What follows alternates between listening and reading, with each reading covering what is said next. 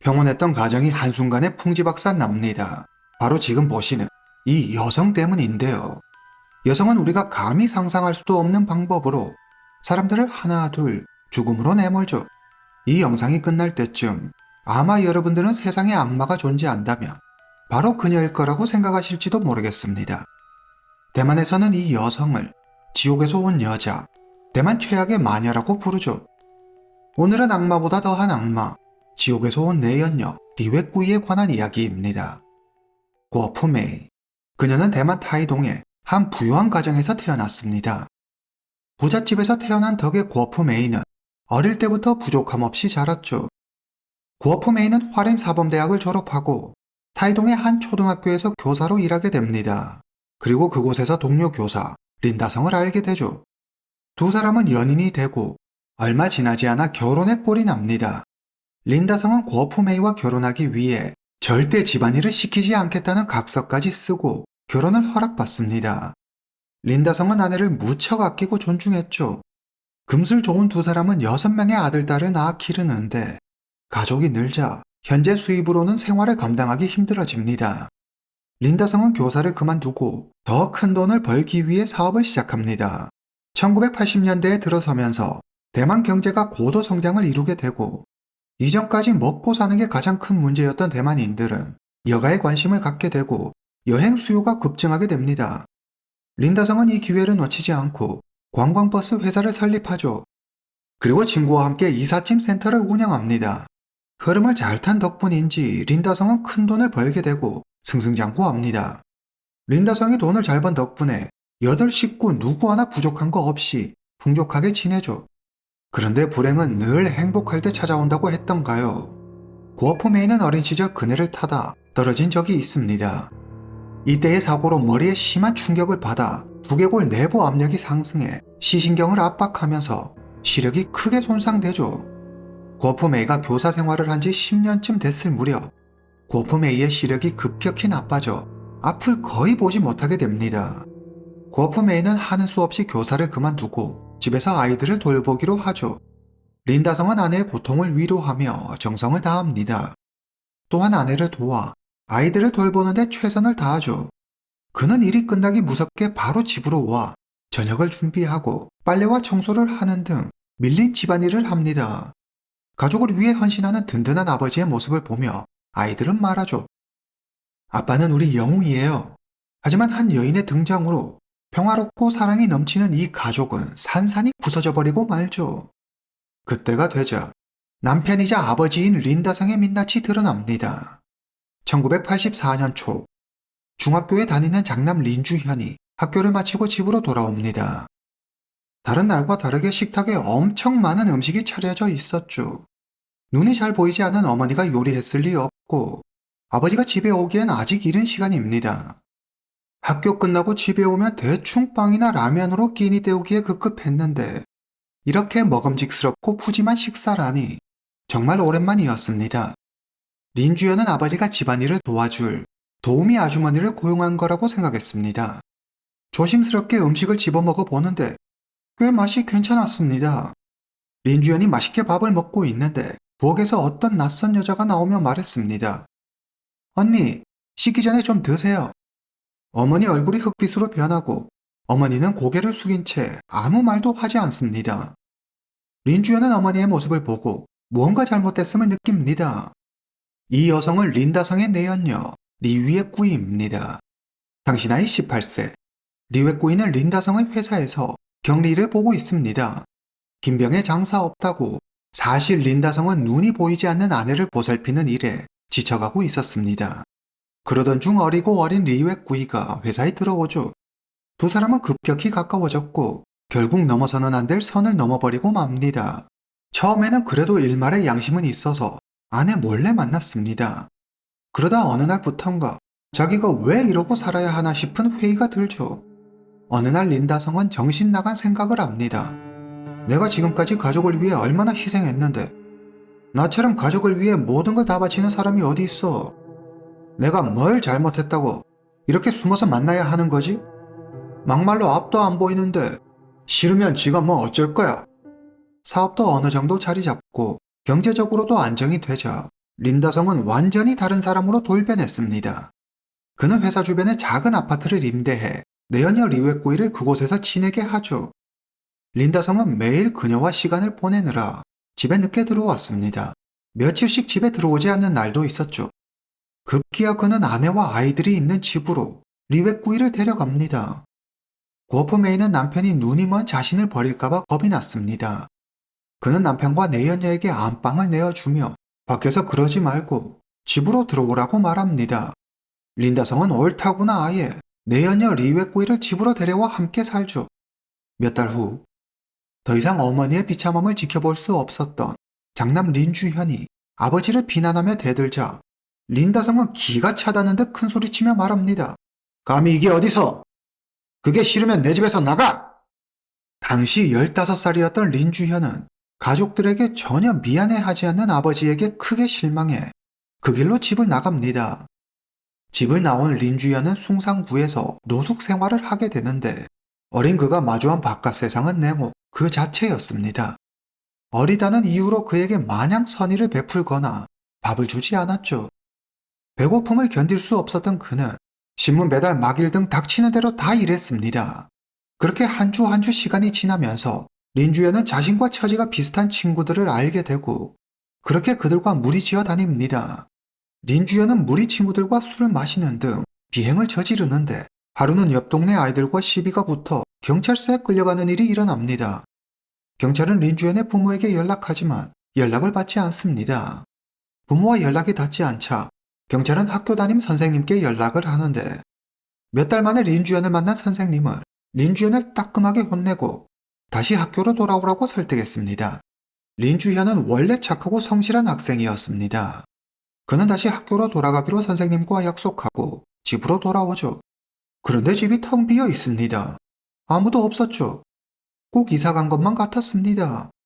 린주현은 경찰의 도움을 받아 가족이 새로 이사 간 곳을 알아내는 데 성공합니다. 그는 가족들이 이사 간 집을 찾아갑니다. 낡고 오래된 목조 주택이었는데 당장 무너져도 이상하지 않을 정도였죠. 집에는 부엌과 화장실도 없었습니다.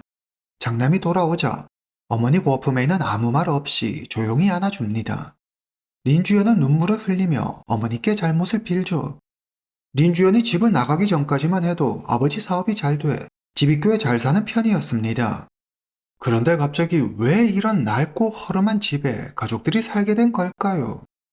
아버지 동료가 회사 돈을 횡령해 잠적하면서 회사 재무 상태가 급격히 나빠지고 파산하게 되자 아버지 린다성이 다른 가족들은 버려둔 채로 내연녀 리웨꾸이와 2딸만 데리고 도망간 것이었습니다. 이에 화가 난 채무자들이 집으로 들이닥쳐 집과 차 등 돈 될 만한 살림살이를 모두 다 가져가 버렸죠. 구어프메이는 앞이 보이지 않아 당장 일을 할 수 없었고 친정도 상황이 좋지 않아 도움을 받을 수 있는 상황이 아니었습니다. 이대로 길에 나앉을 판이었죠. 오갈 데 없어 절점에는 구어프메이와 아이들을 모른 척 할 수 없었던 교회 사람들과 이웃의 도움으로 구어프메이는 그나마 지금 집을 구할 수 있었습니다. 그리고 첫째 딸과 둘째 아들이 교회에서 일을 하며 근근히 생계를 이어나갔죠. 린주현은 장남으로서 무거운 책임감을 느끼고 이 상황을 극복할 방법은 공부밖에 없다고 생각해 열심히 공부합니다. 그리고 돈을 벌기 위해 아르바이트도 병행하죠. 이후 정부로부터 생계 지원금을 받게 되면서 형편은 조금씩 나아집니다. 구어프메이와 아이들은 월세 245대만 달러 하는 25평짜리 아파트로 이사 갑니다. 물론 예전 풍족했던 때와는 비교할 수 없었지만 그래도 이제는 집에서 밥도 해먹을 수 있고 샤워도 할 수 있게 돼 구어프메이와 아이들은 무척 기뻤습니다. 이 같은 시련이 닥쳤을 때 처음에는 린다성 없이 어떻게 살아갈 수 있을까 막막하기만 했는데 린다성 없이 자기들만의 힘으로 이룬 거라고 생각하니 더 기뻤죠. 그들은 삶이 점점 더 좋은 쪽으로 나아가고 있다고 믿었습니다. 같은 해 1984년 12월 10일 이제껏 편지 한 통 없었던 린다성이 갑자기 구어프메이와 아이들 앞에 나타납니다. 그는 지난 날을 후회하며 잘못을 뉘우치고 새 사람이 됐다고 말하죠. 그러면서 장인 장모를 찾아뵙고 용서를 구하고 싶다고 말합니다. 그 난리가 나고 아이들과 거리로 내몰리게 된 상황에서도 코빼기 한번 비추지 않았던 사람입니다. 화도 내고 원망도 할 법하지만 버프 메이는 남편이 다시 가족들 곁으로 돌아와 주어 고맙다고 말하죠. 린주 형과 아이들은 좋아하는 어머니를 보며 아버지가 지금이라도 돌아와 다행이라고 생각합니다. 다음날 린다성은 구어프메이와 함께 장인 장모를 만나러 갑니다. 며칠 후면 아내 구어프메이의 생일이죠. 아이들은 부모님이 외가댁에서 돌아오면 생일 파티를 할 계획입니다. 그런데 이들에게 절망적인 비극이 찾아옵니다. 1984년 12월 21일 오후 식당에서 일하고 있던 린주현은 어머니가 돌아가셨다는 소식을 듣게 됩니다. 그는 어머니가 계신 가오슝 해군 병원으로 달려가죠. 병원에는 아버지 린다성과 동생들이 있었습니다. 린주현은 아버지에게 어찌된 일인지 자초지종을 묻지만 린다성은 거프메이가 화상을 입어 그리 됐다고만 말하죠. 린주현이 마주한 어머니의 모습은 처참했습니다. 몸의 90%가 화상을 입어 피부가 검게 짓무르고 형태를 알아보기 힘들었습니다. 대체 거프메이에게 무슨 일이 있었던 걸까요? 경찰 조사 결과 린다성이 아들 린주현에게 한 말은 새빨간 거짓말이었습니다. 애당초 린다성이 거프메이와 아이들 앞에 나타난 건 거프메이의 부모와 친척들에게 돈을 빌리기 위해서였습니다. 거프메이와 아이들 앞에서는 반성하고 개과천선한 온갖 쇼를 다 해놓고 뒤로는 거프메이 집안의 돈을 노린 거였죠. 진짜로 장인 장모에게 잘못을 빌고 새롭게 시작하는 줄 알고 기꺼이 남편 린다성을 따라 나선 거프메이는 친정이 아닌 낯선 곳에 도착합니다. 린다성이 아내 거프메이를 데려간 곳에는 내연녀 리웨꾸이가 기다리고 있었죠. 린다성하고 이혼해. 그리고 부모님께 말해서 20만 대만 달러 좀 마련해놔. 내연녀의 말도 안 되는 요구를 거프메이는 당연히 거절했습니다. 1984년 12월 16일 오전 11시 거프메이는 남편 린다성과 그의 내연녀 리웨꾸이와 한바탕 싸운 후 화를 시키려 목욕을 합니다.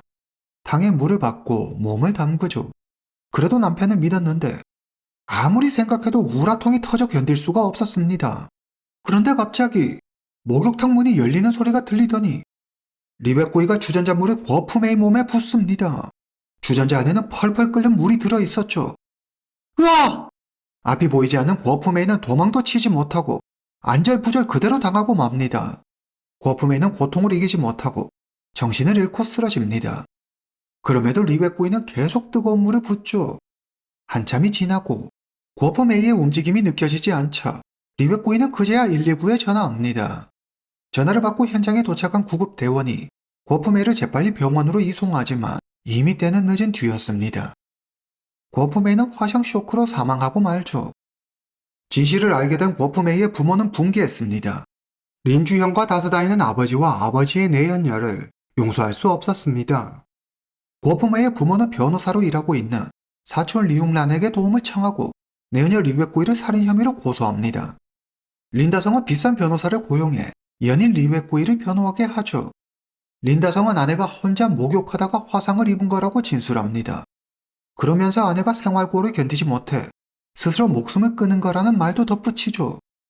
당시 욕조에 담긴 물은 깊이가 25cm 정도밖에 되지 않았습니다.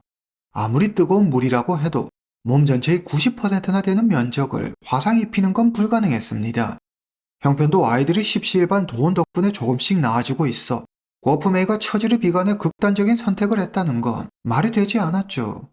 그런데 의외의 재판 결과가 나옵니다. 재판부는 사건의 고의성 여부를 판단하기 어렵다는 이유로 상해치사 혐의로 내연녀 리웨꾸이에게 징역 7년 6개월을 선고합니다. 거프메이의 부모와 아이들은 재판부의 결정을 이해할 수 없었죠. 너무나 분하고 억울했습니다. 그런데 더 기가 찬 것은 뻔뻔하게도 내연녀 리웨꾸이가 억울하다며 즉시 항소했고 항소심에서 3년 9월로 감형받습니다. 거기에 수감 기간 동안 모범수로 선정돼 1년 10개월 후 사회로 돌아오죠. 리웨꾸이가 출소했다는 소식을 들은 아이들은 그녀의 복수가 두려웠습니다. 린주현은 리웨꾸이를 피해 동생들을 데리고 보육원으로 들어가죠. 첫째 아들 린주현과 둘째 아들 린주이는 열심히 공부해 자신들의 어머니가 나온 화롄 사범대학에 합격합니다. 아이들이 대학에 가자 그동안 연을 끊고 살았던 아버지 린다성에게서 연락이 옵니다. 오랜만이네. 대학에 갔다며 아버지가 축하 파티를 해주고 싶은데 집으로 오지 않으랴? 최소한의 염치도 인간의 도리도 없는 자였지만 그래도 아이들에겐 아버지란 존재가 그리움으로 남아 있었던 걸까요? 린주형과 린주이는 아버지가 사는 타이동 집으로 갑니다. 어쩌면 아이들은 아버지가 잘못을 인정하고 진심으로 사과할지도 모른다는 어떤 일말의 희망을 품었을지도 모르겠습니다. 하지만 역시나는 역시나죠.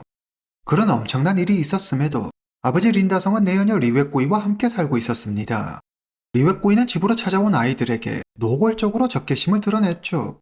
이날의 만남 이후 린주형과 린주이는 아버지와 전화 연락은 했지만 따로 만나지는 않았습니다. 장남 린주연의 꿈은 어머니와 같은 교사입니다. 그는 정말 열심히 공부하죠. 물론 동생들도 마찬가지였습니다. 그들은 어머니를 잃은 아픔을 가슴에 묻고 자신들의 꿈을 향해 조금씩 전진합니다. 1988년 12월 신문을 읽던 린주연은 충격에 빠집니다. 아버지의 내연녀 리웨꾸이에 대한 기사였습니다. 기사 내용에 따르면 교도소에서 출소한 리웨꾸이는 린다성과 살며 그의 아이를 낳습니다. 아이를 낳은 리웨꾸이는 린다성과 결혼하기를 원했죠. 하지만 무슨 이유에서인지 린다성은 그녀와 결혼하지 않습니다. 이 일로 두 사람은 걸핏하며 싸웠죠. 1988년 12월 26일 저녁 얼큰하게 술에 취한 리웨꾸이가 한 살 된 아들을 안고 기차에 올라탑니다. 가만히 아들을 바라보는데 화가 치밀어 올라 참을 수 없었습니다. 대체 왜 나랑 결혼을 안 하는 거야? 날 가지고 노나? 잔뜩 약이 오른 리웨꾸이는 달리는 기차의 창문을 열고 아들을 창문 밖으로 던져버립니다. 2시간 후 술이 깬 그녀는 경찰서를 찾아가 자기가 한 짓을 털어놓죠. 경찰은 리웨꾸이가 아들을 던졌다는 곳 주변을 샅샅이 수색합니다. 새벽 2시 무렵 마침내 숲터널 입구 풀숲에서 리웨꾸이의 아들을 발견합니다. 다행히 아이는 숨을 쉬고 있었죠. 경찰은 빠르게 병원으로 데려가지만 떨어지면서 머리에 큰 충격을 받은 아이는 그만 영구적인 뇌 손상을 입어 지적장애 판정을 받게 됩니다. 리웨꾸이는 법정에 서게 되지만 자수를 했고 아이가 살았다는 이유로 아무 처벌도 받지 않고 풀려납니다. 여기에서 이해하기 어려운 일이 하나 더 일어나는데요. 린다성은 이 일을 계기로 리웨꾸이를 아내로 맞이합니다. 이런 사람과 한 공간에 있기도 싫고 너무 무서울 것 같은데 어린 아들 때문이었을까요? 린다성은 이후에도 리웨꾸이와 잘 지냅니다. 한편 린다성과 거푸메이의 아이들은 어떻게 됐을까요? 장남 린주형과 둘째 아들 린주이는 사범대학을 졸업하고 엄마의 뒤를 이어 교사가 됩니다. 다른 형제 자매들 역시 어엿한 어른으로 성장해 각자 가정을 꾸리고 살고 있죠. 모두 자기만의 행복한 삶을 살고 있었습니다. 그러나 아버지 린다성과 연락하는 이는 아무도 없었습니다. 아버지란 존재가 기억 속에서 희미해져 갈 때쯤 15년이라는 시간이 흘렀습니다. 2003년 7월 17일 린주연이 아내 딸과 함께 기분 좋게 외식을 하고 집으로 돌아오는 길입니다. 집 앞에 다다르자 웬 휠체어를 탄 노인이 문 앞에 있는 걸 발견합니다. 휠체어 주변 바닥은 대소변으로 흥건했죠. 노인의 머리에서 피가 흐르고 있었습니다. 린주연은 한눈에 그가 누군지 알아봤습니다. 바로 린다성이었습니다. 린주연은 119에 신고하고 잠시 후 구급대원이 도착하고 린다성을 병원으로 데려갑니다. 제때 치료에 다행히 목숨에 지장은 없었습니다. 린주연이 린다성에게 묻습니다. 무슨 일이에요? 어쩌다 이렇게 됐어요? 제 주소는 어떻게 알았어요? 린다성은 아들의 질문에 입을 꾹 다물고 아무 말도 하지 않았습니다. 마지막으로 물을게요. 그 여자한테 맞은 거예요? 린다성은 조용히 고개를 끄덕이죠. 린다성은 뇌졸중 증상을 보여 입원 치료가 필요했습니다.